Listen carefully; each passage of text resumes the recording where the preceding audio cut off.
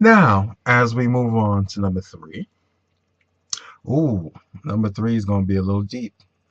Having a forgiving heart and accept apologies graciously. Please, I want you to start on this one.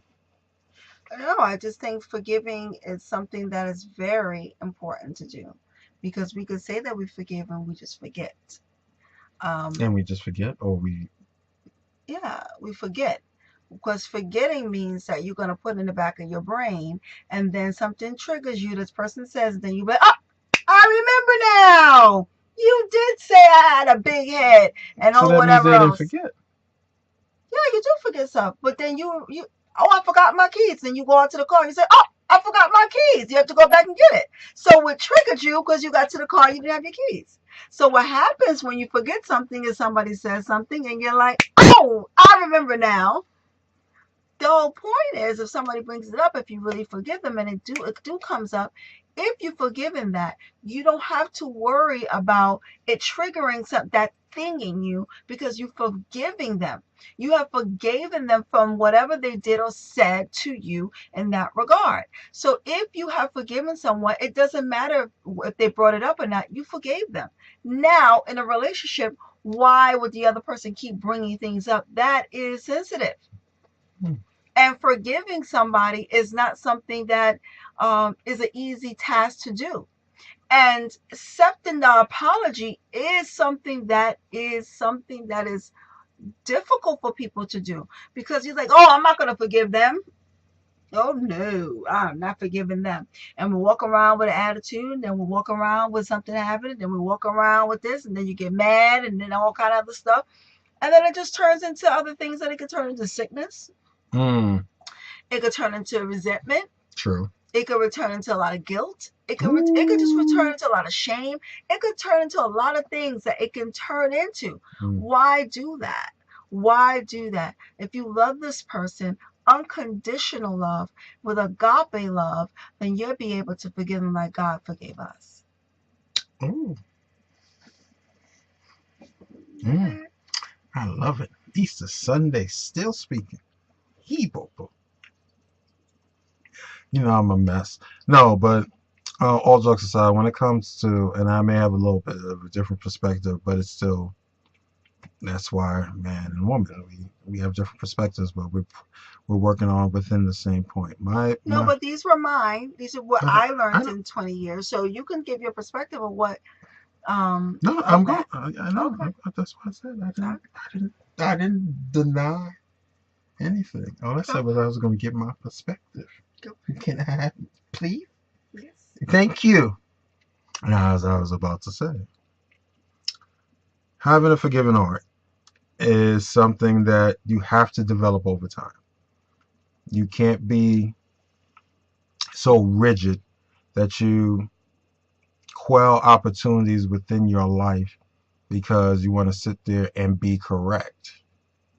And usually, when you try to be correct or try to be overtly right in every particular situation in your life, that's when things starts to crumble around you because now technically you're moving in the wrong vibration.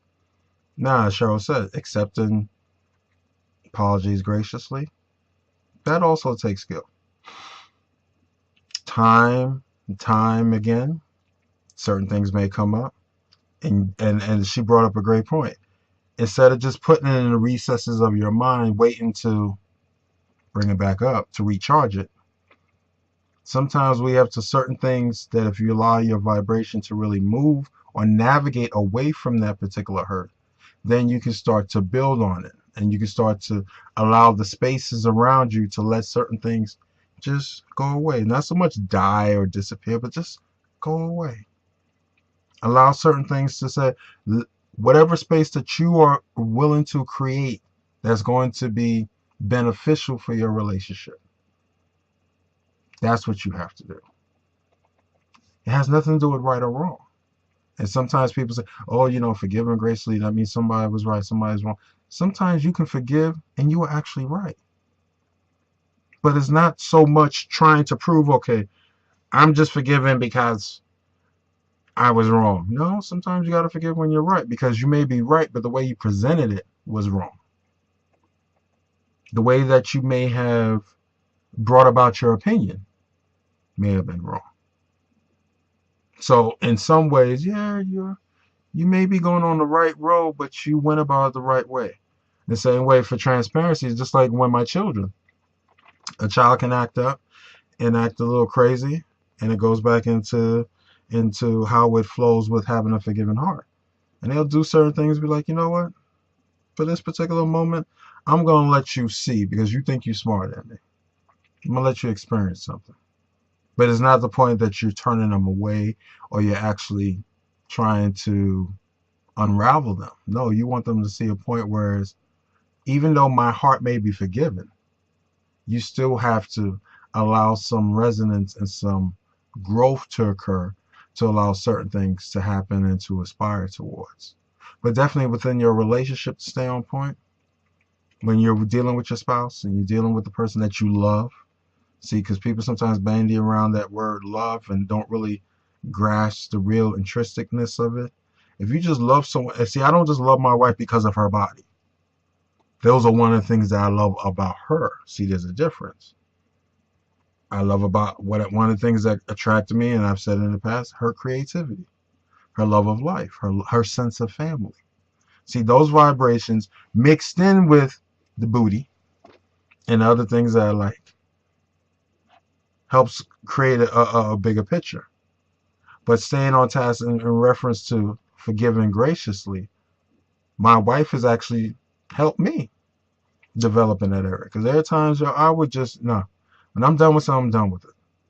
But see, that also helps that during the evolution, and we may speak about that towards the end of tonight's episode, how you can, maybe join us for a particular conference in June. But to stay on point, accept whatever apologies that are given towards you humbly and graciously. Don't just sit there and, oh, yeah, I was right. Stop.